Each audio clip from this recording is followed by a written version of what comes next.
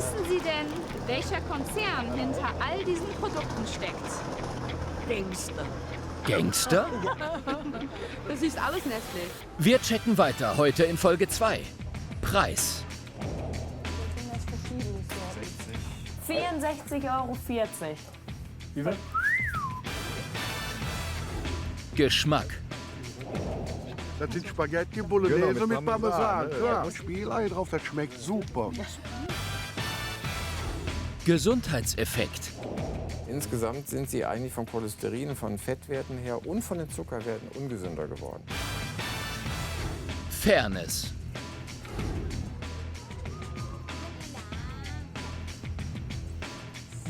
Das sind Babymilchdealer, so wie bei Drogen.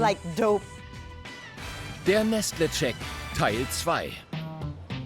Was bisher geschah. 6 Testpersonen müssen eine Woche in einem Camp im Sauerland leben und dürfen sich dabei nur von Nestle ernähren. Denn Nestle verspricht schließlich ein gutes Leben mit seinen Produkten. Melanie und Konrad essen gerne Fertiggerichte. Michael mag es eher gesund. Genau wie Mona. Lothar und Renate sind Durchschnittsesser. Und Hund Schluck mag eigentlich alles.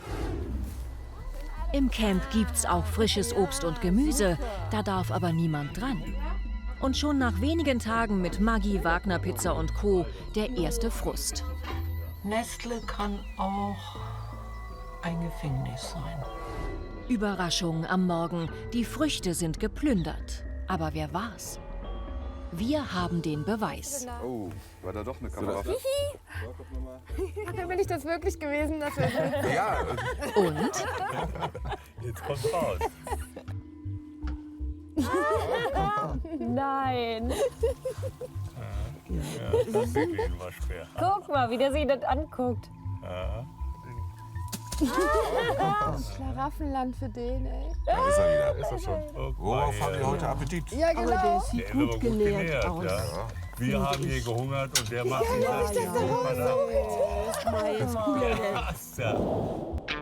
Jetzt wird weiter gecheckt.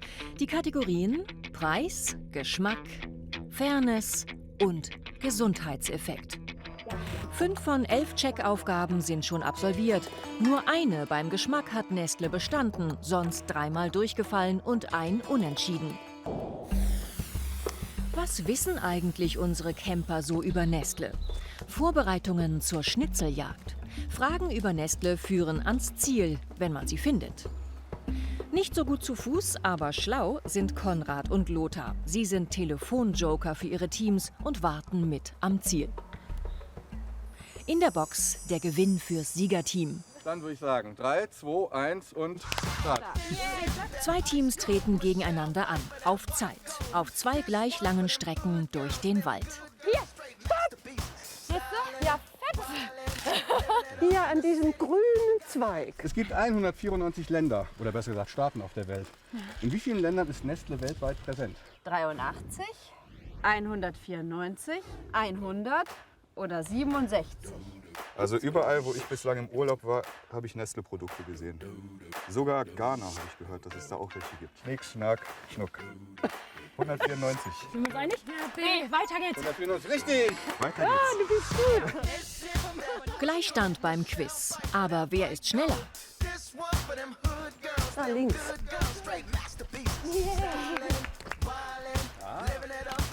Der Umsatz von Nestle entsprach im Jahr 2014 etwa dem Umsatz von A.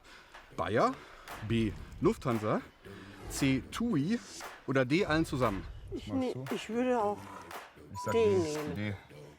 Hallo, Conny? Wir sind's und kommen nicht weiter. Wir brauchen deine Hilfe. Ich würde sagen, alle zusammen. Ich würde auch sagen, alle zusammen. Ja, gut, dann. Das ist alles zusammen. Danke! Tschüss! Weiter geht's zur letzten Frage.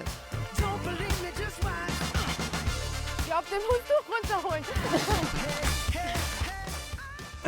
Welches der folgenden Produkte ist kein Nestle-Produkt? Gambino, Alfamino. Milo oder D. Caillé? Milo ist doch auch ein Kindernahrungsding, oder? Ja, okay, Milo. Mila ist das, aber nicht wer will den Milo. Also wir entscheiden uns für D. A wäre richtig gewesen. Das ist nämlich eine Mafia-Familie, Gambino.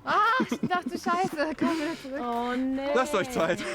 Falsche Antwort heißt für beide Teams 100 Meter zurückrennen, bevor es dann weiter Richtung Ziel geht. Wer macht das Rennen? Ich glaube, wir liegen in Führung. Wirklich? Yay!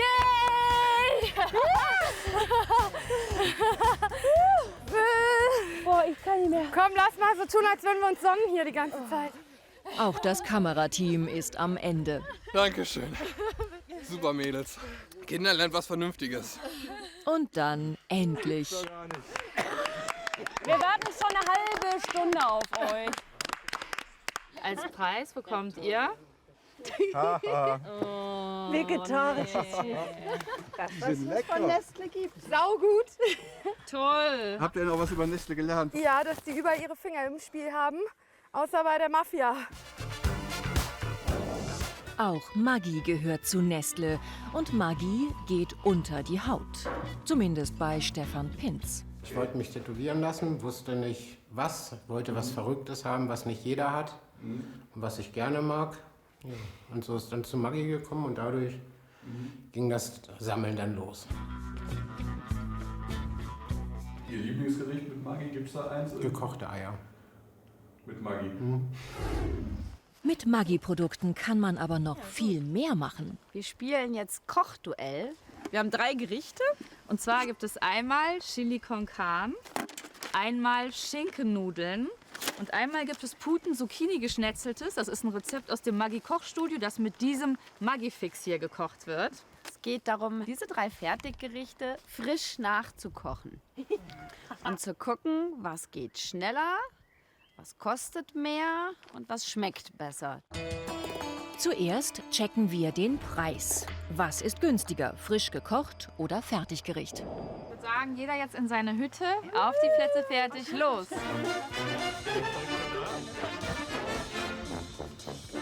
Die Aufgabe für Renate, Putengeschnetzeltes nach Maggi-Rezept mit Würzmischung aus der Tüte. Lothar kocht das Ganze frisch mit Paprika und jede Menge Kräutern. Achtung, fertig, los! Schnibbeln müssen beide.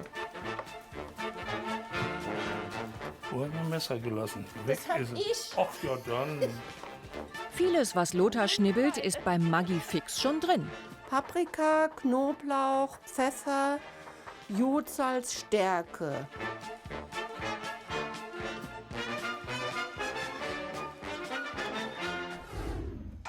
In Hütte 2 gibt's Chili con Carne. Einmal fertig, einmal frisch. Kommen dir die Tränen, weil du an die frischen Sachen nicht dran darfst? Der Conny, der ist so viel Fertiggerichte, das macht mich fertig. Das macht mich fertig.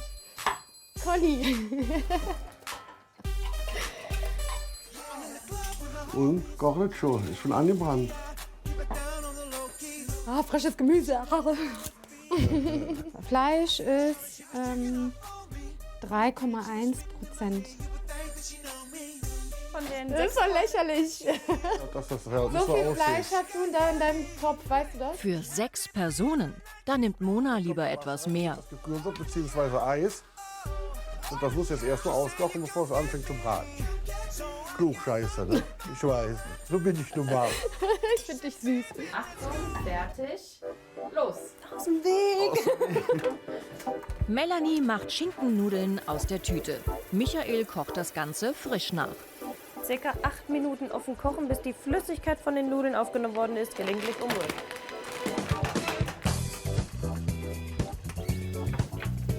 Ist immer ganz witzig. Michael wärmt immer schon die Herdplatte vor. Das ist jedes Mal. Damit das gleich schnell geht. Und was kriegt man so für sein Geld? So, Schinkennudeln, ne? Wie viel Schinken ist denn da drin? 0,7%. Ja. 0,7%. Noch ein bisschen zu viel. Wow. Also hier muss ich ja sagen, ne, das ist ja eine reine Täuschung. Man geht ja schon davon aus, dass man das Gericht auch bekommt, wie es quasi präsentiert wird. So. Nee, guck mal hier, da war gerade ein Stück. Da, guck mal. Wieso ist in diesen Schinkennudeln so wenig Schinken drin oder im Chili so wenig Fleisch drin? Also die Hauptleistung von Maggi ist immer eine Würzleistung. Ja, das ist nicht eine Zutatenleistung. Ja, also wir sind keine Fleischverkäufer oder Schinkenverkäufer, sondern wir bringen eine Würzung, eine Würzrichtung mit. Und das ist halt immer genau so abgestimmt, dass wenn das Produkt am Ende von der Verbraucherin oder Köchin zubereitet ist, dass es genauso schmeckt, wie es den Deutschen am besten schmeckt. So viel Schinken nimmt Michael, der frisch kocht. Die Menge orientiert sich an einem Rezept aus dem Kochbuch. So, ich würde sagen, ich bin fertig. Nach knapp 16 Minuten. Ja. Ja. Michael ist auch fast durch. Ja, dein sieht jetzt schon appetitlicher aus. Sagt die Fertiggericht-Fanfrau. Ja. Und hat nur 6 Minuten länger gedauert. Was glaubt ihr denn, welches teurer war? Je nachdem, wie viel Schinken man holt, glaube ich schon, dass das in dem Fall das Fertiggericht günstiger ist. Und wie ist es in Wirklichkeit? Die Maggi-Fertigschinkennudeln kosten 5 €. Frisch gekocht mit 10-facher Fleischmenge macht nur 4 €. Also damit habe ich jetzt so nicht gerechnet. Ich dachte schon wirklich, dass diese Tüten um einiges günstiger sind, als es frisch zu kochen.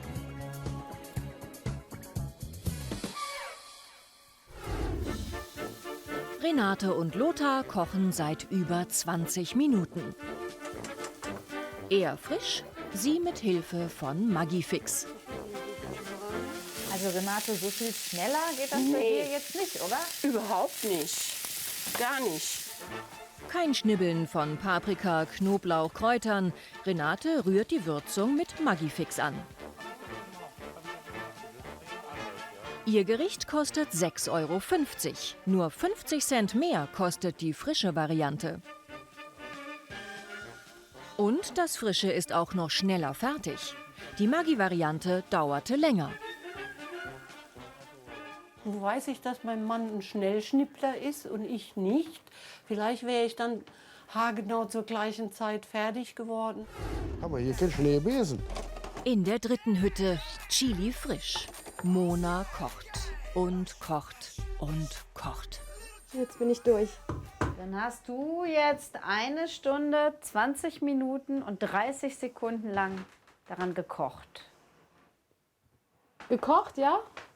Ja, okay. Das Dosenchili für 6 Personen kostet 8,30 €. Und das frisch gekochte? Gleicher Preis. Und hätten wir genauso wenig Fleisch benutzt wie Maggi, kämen wir hier sogar nur auf 3 €. Gibt es da einen Geruchsunterschied? Ja klar, das mit Sicherheit. Du riechst nur, dass irgendwas Warmes aus dem Kochtopf dampft. Aber hier riechst du explizit Zwiebeln, also riechst du hier raus, da ja gar nicht. Wehe, du polst mich hier um. Ach, Conny. Du tust mir so leid. Frisch gekocht war insgesamt günstiger als die Fertiggerichte. Also Nestle beim Preis wieder durchgefallen. Jetzt zum Geschmack der Fertigprodukte. Nächste Checkaufgabe. Weil unsere Camper ja nur Nestle essen dürfen, bringen sie die Gerichte zum örtlichen Fußballclub. Nach dem Training haben hier alle Hunger und treten gerne für uns zum großen Geschmacksvergleich an. Fertig gegen frisch. Dann würde ich sagen, der Erste tritt an. Schinkennudeln. 1. Schinkennudeln 1. Ich würde sagen 1. Also ich finde das andere besser, da sehe ich wenigstens das Fleisch. 2. Chili 2. Hier finde ich auch die 2 besser. Wir sind uns einig, nicht die 2. 2 mal 1. Hier einmal die 1. 1. Beim Geschnetzelten Genau. die 1. Komm, ich leg dir noch mal nach, auch wenn ich Dortmunder bin. Die Schinkennudeln. Deutlich gewonnen hat das Fertiggericht. Oh, wie krass. Beim Geschnetzelten deutlich gewonnen hat das Frische. Yeah. Lothar, du hast gewonnen. Ja. Und Chili deutlich gewonnen hat das Frische. Ja. 2:1 für frisch.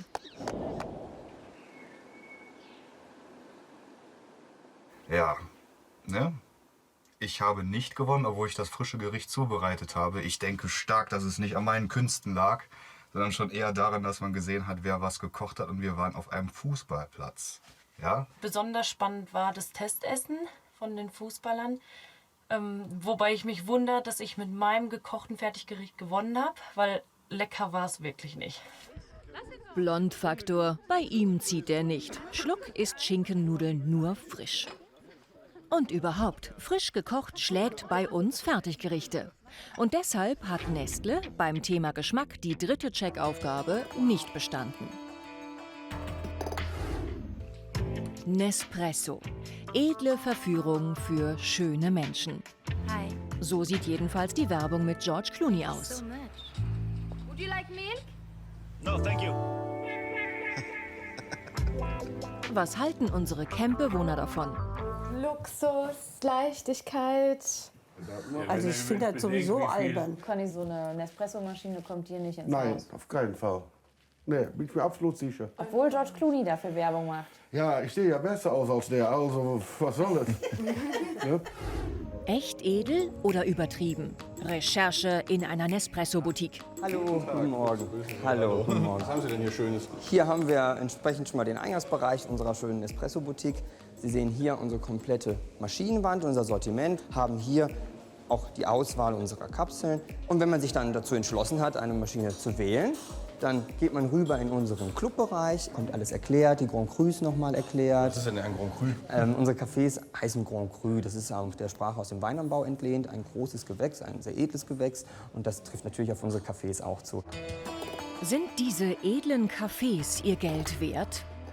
Unsere letzte Checkaufgabe beim Thema Preis. Wie teuer ist Nespresso? Um das rauszufinden, müssen unsere Camper erst anderen Kaffee mahlen. 12 € kosten die 2 Packungen Espressobohnen.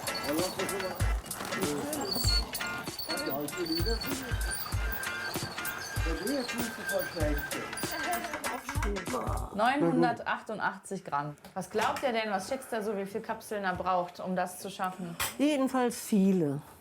Da ist ja nicht viel drin. Schätz mal einfach. 100 Kapseln ist zu wenig, also ich schätze mehr. Schätzen. Wir hätten es dann doch gerne etwas genauer.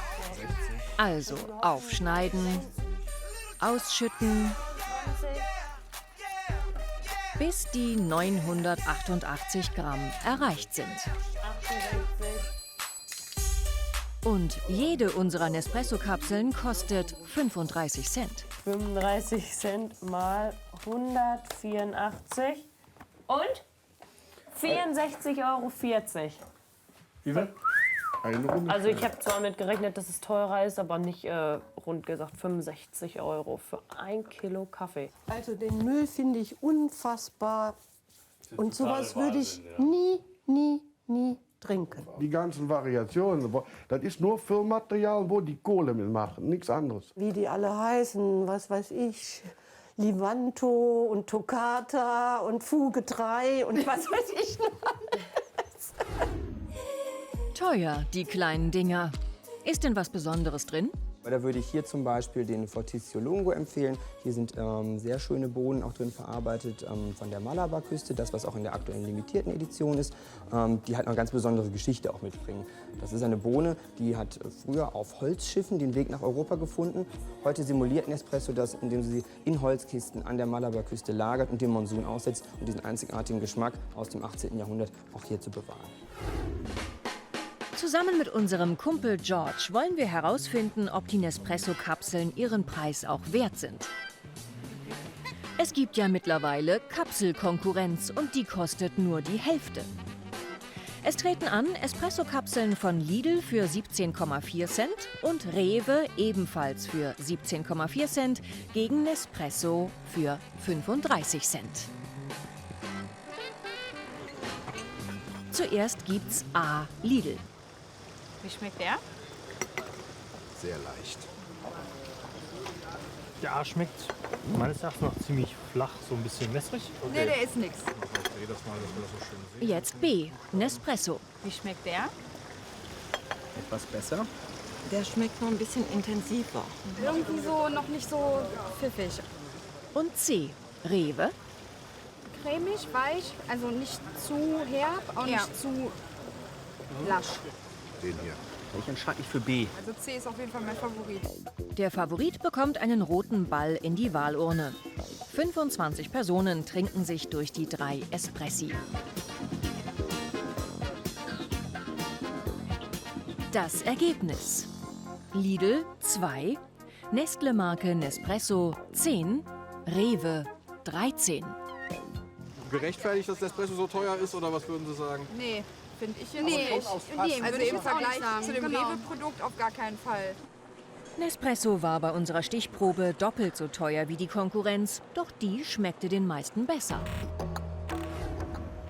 Auch im letzten Preischeck fällt Nestle durch. Unser Gesamturteil: der Preis bei Nestle ist hoch. Schweiz, Genfer See. Sitz des Nestle-Hauptquartiers. Einer der Verkaufsschlager: Milchpulver für Babys. Neueste Idee: diese Kapselmaschine für Babymilch. Baby-Ness. Statt Stillen nur die Starttaste drücken? Für Nestle bleibt aber angeblich Stillen das Natürlichste der Welt. Das Wichtigste an Babyness ist, dass es sich den Bedürfnissen des Babys anpasst. Wie Sie wissen, empfiehlt Nestle Müttern, dass Stillen oberste Priorität hat.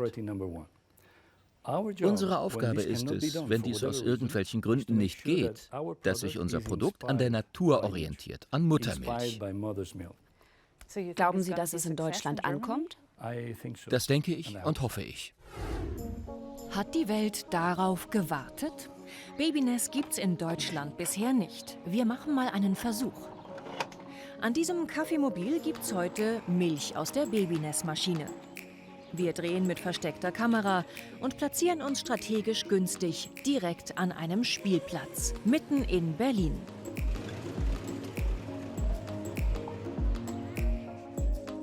Was sagen Mütter zur Nespressoisierung der Babynahrung?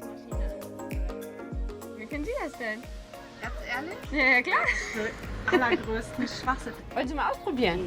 Er hat auch gerade gegessen, aber danke. Kennen Sie Nespresso-Kaffee? Das ist im Grunde dasselbe System von derselben Firma. Ich finde, das ist die Müllproduktion Nummer 1. Das ist das Allerschlimmste auf der Welt, echt. Also ich fand es einfach von vorn bis hin total bescheuert. Also die Fähigkeit, irgendwie Milch in eine Flasche zu füllen, die hat wohl jeder. Es gibt Mütter, die kaufen ja alles, ne?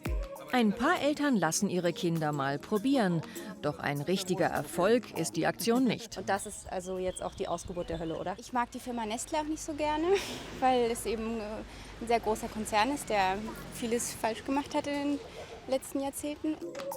Was sie damit meint, ist vielleicht das. In den 70er Jahren vermarktet Nestle sein Milchpulver mit massiven Werbekampagnen in Afrika und Asien. Viele Frauen glauben dadurch, dass nicht Stillen, sondern nur modernes Milchpulver ihre Babys groß und stark werden lasse. Doch es gibt ein Problem. Eine hygienische Zubereitung ist in diesen Ländern oft unmöglich. Es gibt kaum sauberes Wasser. Nach Schätzungen sterben in dieser Zeit jedes Jahr mehr als 1 Million Babys an Infektionen und Durchfall. Experten geben der Ernährung mit Flaschenmilch die Schuld. Die Weltgesundheitsorganisation WHO formuliert daraufhin in einem Milchkodex strikte Regeln. Keine Werbung für Milchpulver für Neugeborene. Keine kostenlosen Proben an Mütter verteilen. Keine Firmengeschenke an Gesundheitspersonal. In Toronto treffen wir Syed Amir. Heute Taxifahrer, früher Top-Verkäufer bei Nestle in Pakistan. Doch weil er über die Praktiken des Konzerns ausgepackt hat, sagt er, musste er aus seiner Heimat fliehen. Er erzählt, dort sollte er Ärzte dazu bringen, jungen Müttern Nestle-Pulvermilch zu verschreiben. Seine Methode, sagt er, Bestechung. In manchen Fällen haben wir einfach Geld gegeben. Direkt als Schecks an die Ärzte. Meistens haben wir etwas geschenkt. Wir haben ihnen Reisen bezahlt, Flugtickets geschenkt. Oder wir haben ihnen Klimaanlagen für ihre Kliniken geschenkt. Nestle bestreitet das, verweist auch auf einen finanziellen Streit nach Amirs Ausscheiden. Geschenke an Ärzte zur Verkaufsförderung habe es nie gegeben, nur mal kleinere Aufmerksamkeiten wie Geburtstagstorten. Doch Amir zeigt uns diese Belege.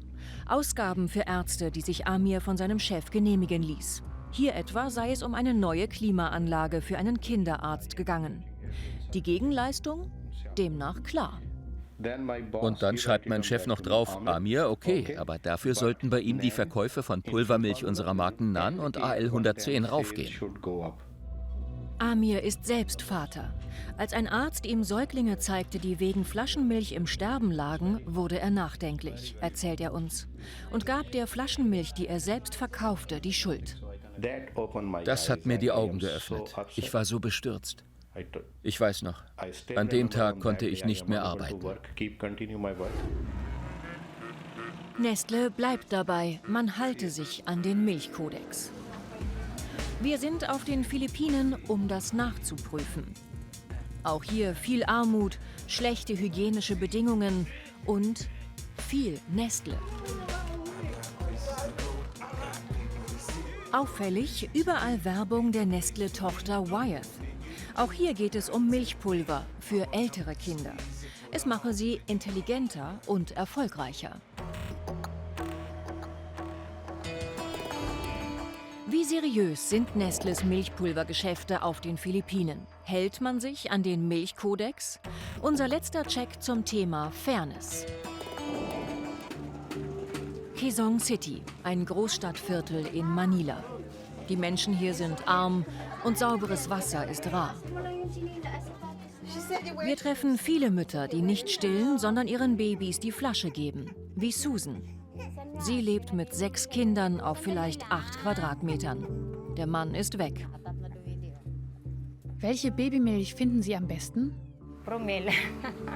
Promil. Promil gehört zu Wyeth und damit zu Nestle. Die Wyeth-Werbung für Ältere verspricht intelligente, begabte Kinder. Das wirkt bei der jungen Mutter.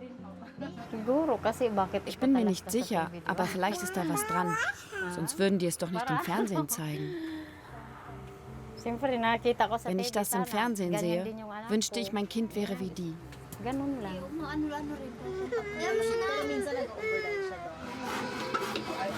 Wir schauen uns weiter um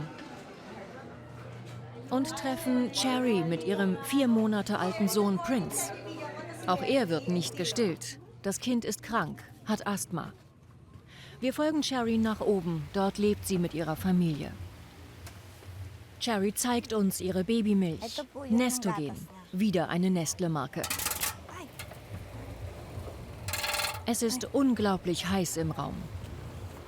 Trotzdem greift sie zu einer bereits angerührten Flasche Babymilch.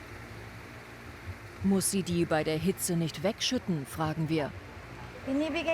Sie ist, glaube ich, bis zu 3 Stunden noch gut. Danach schütte ich sie weg. Womöglich zu spät. Denn schon nach kürzester Zeit können sich gefährliche Bakterien darin vermehren. Und hier im Raum sind es an die 40 Grad. Direkt im Nebenzimmer lebt die nächste Familie auf engstem Raum. Auch an ihnen verdient Nestle. Das Baby bekommt Bonamil, wieder von der Nestle-Tochter Wyeth. Die Frau stillt nicht, weil sie irgendwann wieder arbeiten will, doch zurzeit ist sie arbeitslos. Hier gibt es kaum einen vernünftigen Grund, aufs Stillen zu verzichten, aber das Milchpulver greift immer weiter um sich. Die Älteren verstehen das nicht. Früher hätten alle gestillt, ohne Probleme. Weil die Flaschen und das Pulver jetzt da sind, stillen die Frauen nicht mehr. Doch Nestle glaubt nicht, dass das was mit seiner Werbung zu tun hat. Zumal man auf den Philippinen nicht für Säuglingsmilch werbe. Kann ein Unternehmen es sich so einfach machen? Kritiker wie die Rechtsanwältin Ines Fernandez finden das nicht. Ausgerechnet ein Entwicklungsland wie die Philippinen habe mit nur 36% eine der niedrigsten Stillraten weltweit. Es ist fast $1 Milliarde, die allein mit Babymilch gemacht wird. Wir haben diese Studie. In der Region Manila gibt es 3 Hauptkonsumgüter. Nummer 1, Handykommunikation. Nummer 2, Milchpulver. Und Platz 3, Bier. Also unter den Top 3 der Konsumgüter. Eigentlich gibt es hier strenge Gesetze zur Vermarktung von Babymilchersatz. Fernandes erzählt, sie habe daran mitgearbeitet, aber das ändere wenig und daran seien Firmen wie Nestle schuld. Die verstoßen jede Minute dagegen. Das sind Babymilchdealer, so wie bei Drogen. Da geht es um Pulver und Babymilch ist auch Pulver. Dealer für Babymilch? Auf einer der abgelegenen Inseln Olango Island wollen wir die Rolle der Nestle-Vertreter beleuchten. Die meisten Menschen hier leben vom Fischfang, sind arm. Auch hier sehen wir Nestle überall. Besuch in einem Gesundheitszentrum. Vertreterbesuche von Milchfirmen sind für Krankenschwester Maricel Alltag, erzählt sie. Diese Firmen kommen, um ihre Produkte zu bewerben. Wie Nido oder Cerelac, Nestle-Produkte. Sie verschenken diese Produkte.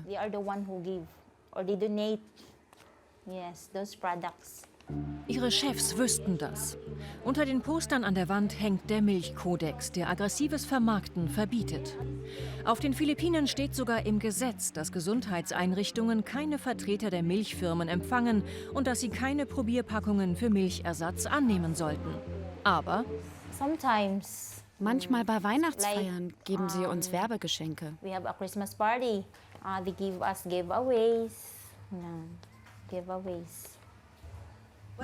Welche Firmen? Nestle. Nestle. Maricel hält nichts von der Flaschennahrung. Die Flasche zu geben ist zu teuer und es ist nicht leicht zuzubereiten. Die Kinder werden krank, weil die Flaschen nicht ordentlich gereinigt werden. Sie übergeben sich, haben Bauchschmerzen, Durchfall, wegen der Art, wie die Milch zubereitet wurde. Wir sehen uns um. Trinkwasser ist rar. Die wenigen Brunnen sind oft nicht sauber genug. Nestle erklärt, seine Vertreter verhielten sich korrekt. Der Milk Code gestattet es Gesundheitspersonal, wissenschaftliche und faktische Informationen zu diesen Produkten zu geben, solange das Gesundheitssystem nicht zur Bewerbung und Förderung dieser Produkte genutzt wird. Heißt, die Vertreter informieren laut Nestle nur, aber sie werben nicht. So oder so, Babymilch ist teuer. Bis zu einem Viertel des Familieneinkommens geht hier dafür drauf. Trotzdem ist es vielen das wert.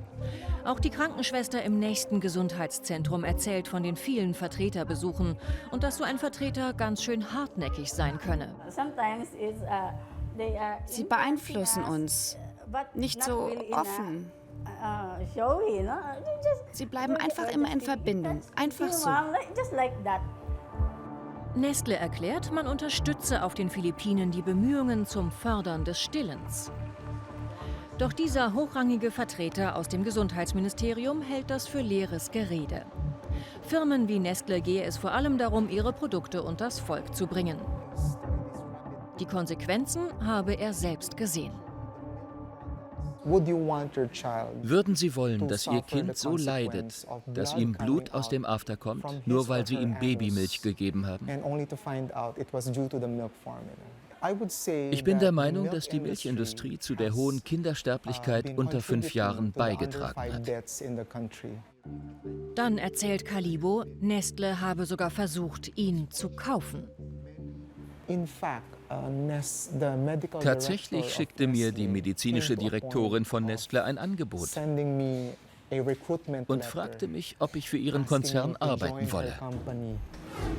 Auch das bestreitet Nestle.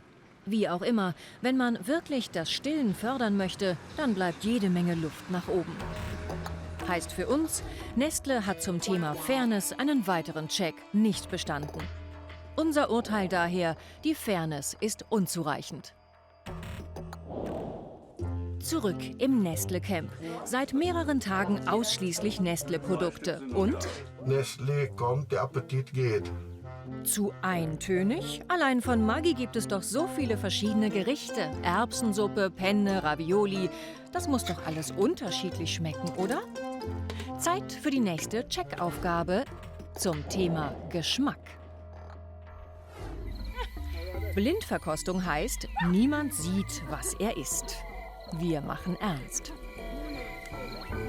Mona, macht Spaß? Nein, ich hatte wirklich Angst. Und da es nur und wirklich nur auf die Geschmacksunterschiede ankommt, gleichen wir bei den verschiedenen Maggi-Gerichten die Konsistenz an. Alles wird püriert, alles wird zu einer Art Suppe.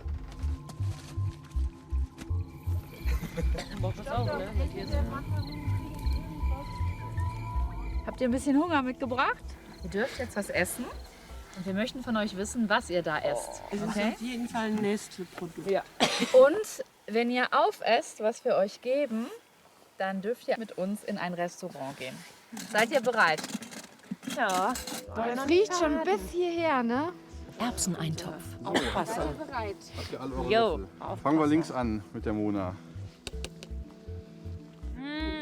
Natürlich ist das nicht das lecker. Sämige Kartoffelsuppe. Erbsensuppe. Ne, Erbsensuppe, ja, aber 100%ig. 100 Pro. Ja. Nee, selbst jetzt, wenn ich weiß, es ist Erbsensuppe, schmeckt es mir nicht danach. Wer möchte es aufessen? Ich esse das. Sauber. So, dann gibt es das nächste. Ravioli. Das ist Ravioli. Ravioli, aber das schmeckt absolut jetzt gerade. Es ist Ja, ja. Ravioli. Ravioli. In pikanter Soße. Ihr wollt die Dose nicht aufessen. Ah, Konrad ist auf. Yay. One for Konrad. Michael. Bereit für die letzte Dose? Penne. Also schmeckt nicht wie Ravioli, aber es schmeckt nach Tomate. Das schmeckt wie Erbrochenes. Das ist es schon mal nicht. Käse ist mit bei. Richtige Idee habe ich noch nicht. Schön, dass du das gleich austrinken darfst. Keine Ahnung, irgendwas mit Käse, Tomaten. Das sind Spaghetti Bolognese mit Parmesan. Ja, Klar. muss das so sein. Nee. Spiegelei drauf, das schmeckt super. Ja. Okay. Also. Sollen wir auflösen, Einigkeit. was Monas neues Lieblingsessen wird? Da, da, da, da. Ja! Penne! Penne, Tomate, Mozzarella. Aber hier. Aber dann würde ich sagen, Michael darf noch einen guten Löffel nehmen als Gentleman, das war um klar. sich den Restaurantbesuch zu erspielen. Na gut. 2 von 3 Gerichten erkannt. Damit hat auch Nestle diese Checkaufgabe bestanden. 2 bestanden, 2 nicht. Unser Gesamturteil zum Geschmack: mittelmäßig. Mitten in Köln gibt es echte neapolitanische Steinofenpizza. In ganz Deutschland gibt es Wagner-Pizza.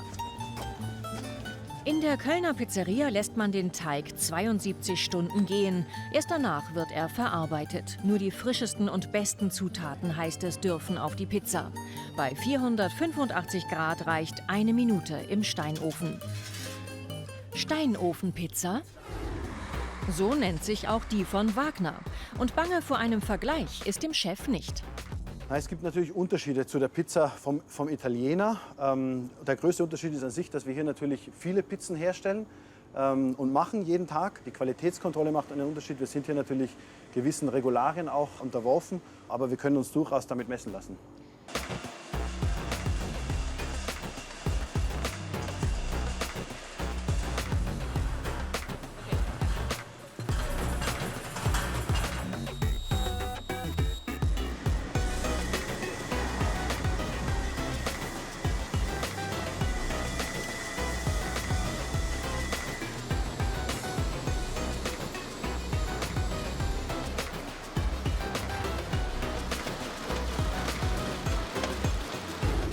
Mich würde interessieren, was ihr von diesen Fertigpizzen haltet. Auch nicht das Aroma der Packung.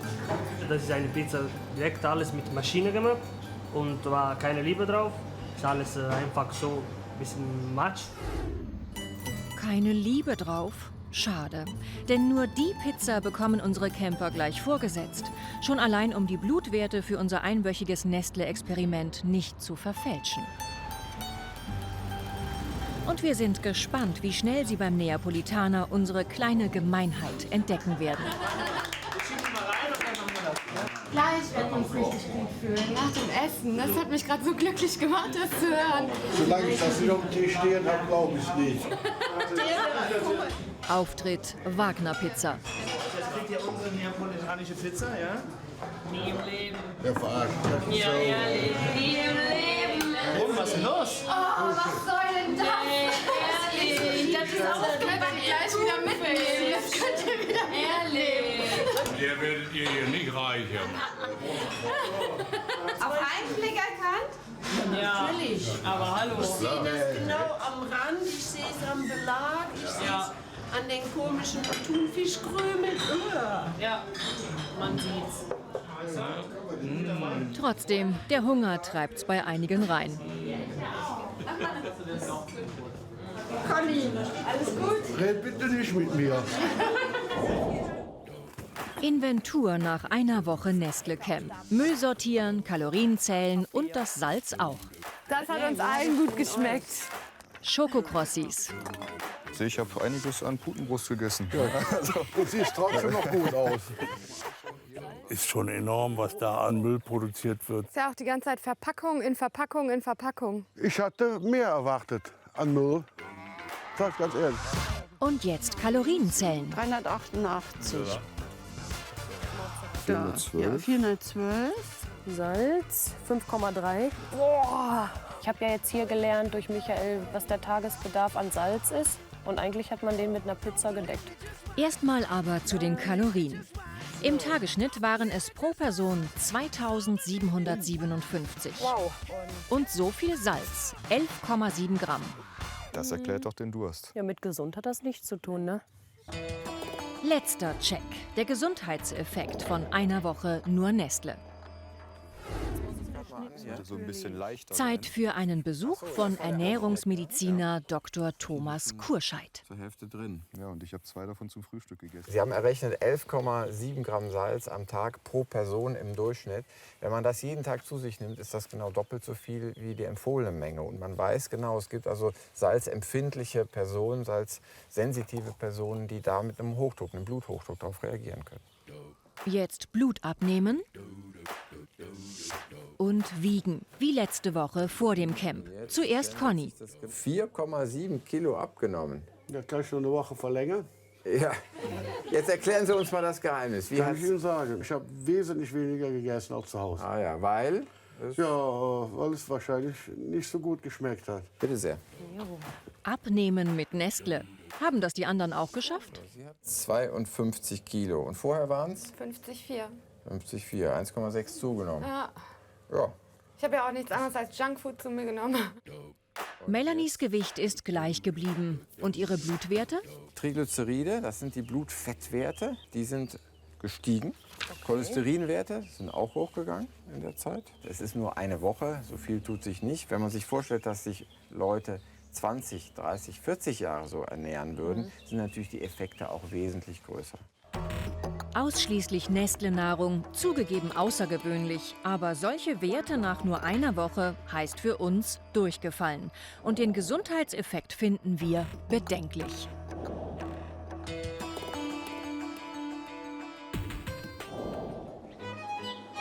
Eine Überraschung wartet noch auf unsere Camper. Das sieht doch mal schön aus. Leiden hat ein Ende. Wir servieren so ziemlich alles. Außer Nestle.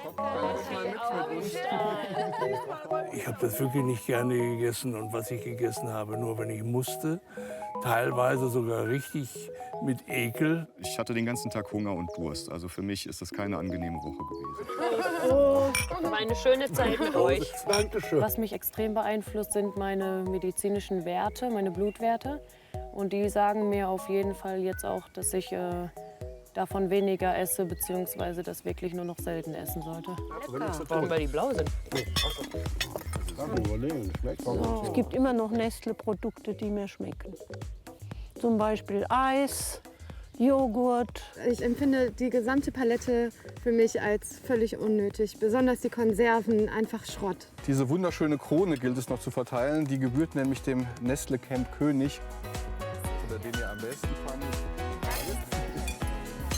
Ich nehme einiges mit aus diesem Camp. Die Monate hat mich zum Teil schon zum Nachdenken gebracht.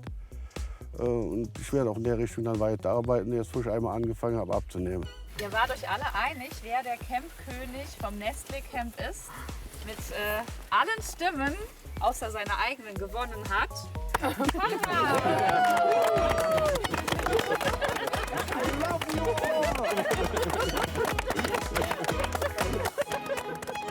Da habe ich wieder aus. Hier, Gerd.